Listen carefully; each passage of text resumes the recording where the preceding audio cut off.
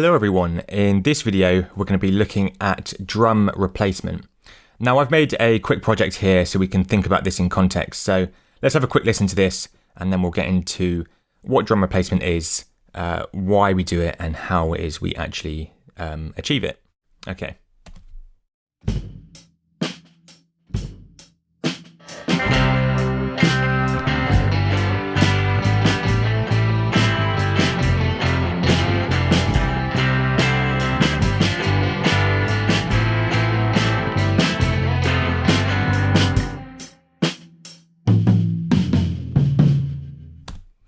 Okay, so yeah, a bit of a rock indie kind of feel to this one. Now, what is drum replacement? It kind of sounds, like what it says it does, really. You're replacing drums. Now, the function in Logic replaces your audio with MIDI. So if I want to replace this kick, it would replace this kick with a MIDI kick. Okay. Now, why would you want to do that? Now, there could be many reasons for this, and it might be as simple as when you recorded the drums, you got back from a recording, and you realise that actually there's something in that recording that doesn't sound too great, or perhaps the performance wasn't as good as it could have been, and it's sounding a bit flat. Now, for me, that is what's happened here. Is I played in these drums, and I'm not a drummer, and so the kick is sounding a little bit flat. So if we have a quick listen to just that.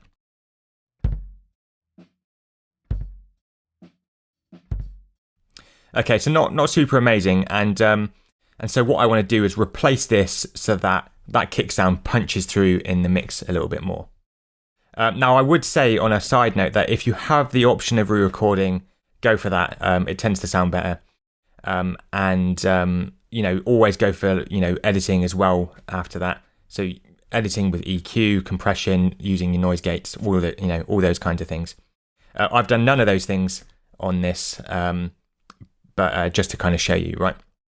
Okay, so let's just assume that I've done all those things, and let's go ahead and replace these drums. Okay, so first things first, what you need to do is select the element of the drums that you want to replace. So for us, that's the kick. Make sure the track is highlighted, make sure the region is highlighted, and then come up to the heading track. Scroll down to where it says replace or double drum track, and then go ahead and click that one.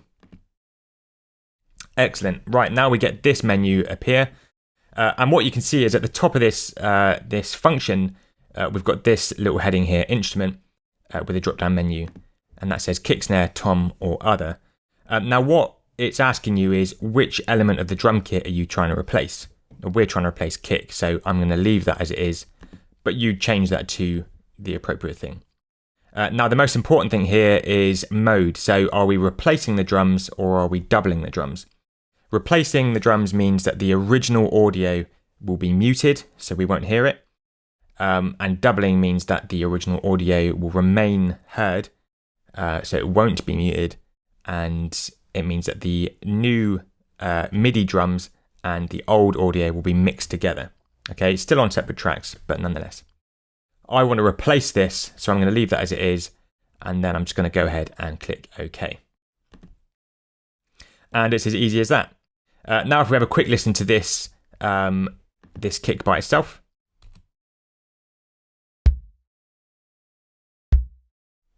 So it's a pretty standard kind of kick, and if we actually press I, we can see that it's an EXS24 sample. And if we listen to the original kick again, just press Control M to unmute that a second. And then listen back to the MIDI. So we can already hear that there's quite a lot more punch coming through, right? Now this is in part due to the increased volume output, so just bear that in mind. Make sure that you're not enjoying this more because of the volume. Okay, so let's go ahead, just remute that region. Let's have a quick listen to this in context.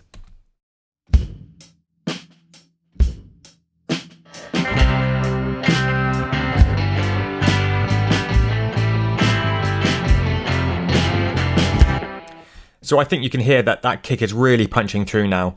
We've got a lot more low end coming through, a lot more kind of ironic, a lot more kick coming through. And that's the reason we use this. Now, if you're, doubling up drums, so let's unmute this. That's what would happen if we clicked double. What we're really doing is kind of bolstering the sound of the original, and so that would be the reason that you would do that if you wanted to double, to make the sound a bit have a bit more depth. Okay. Now, one final thing is to just zoom. If we just zoom in on this waveform, so if we have a look at this kick waveform here, just solo those two. Sometimes the function isn't too accurate if the drums are quite complex. So what you need to do is just double check that the MIDI notes, so the MIDI region and the notes in that region, line up with the audio and the start of the transient, so where it starts, okay? If your MIDI looks a little bit like this, what you'd want to do is, as I've just done, press E and just drag that MIDI note into line with the audio at the top.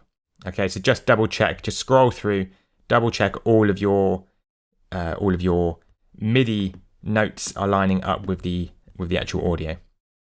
If we do this, and they all look pretty good to me. So, okay, it tends to only happen if you've got quite a complex part. So just bear that in mind. And there we go. That's it really. So yeah, use it for either changing the sound or bolstering the sound. It's a really useful thing to have. If you like this video, give me a thumbs up. If you want to see more videos like this, go ahead, hit that subscribe button to be notified of more. Any issues with this or anything you want me to kind of answer, drop me a question in the comments feed.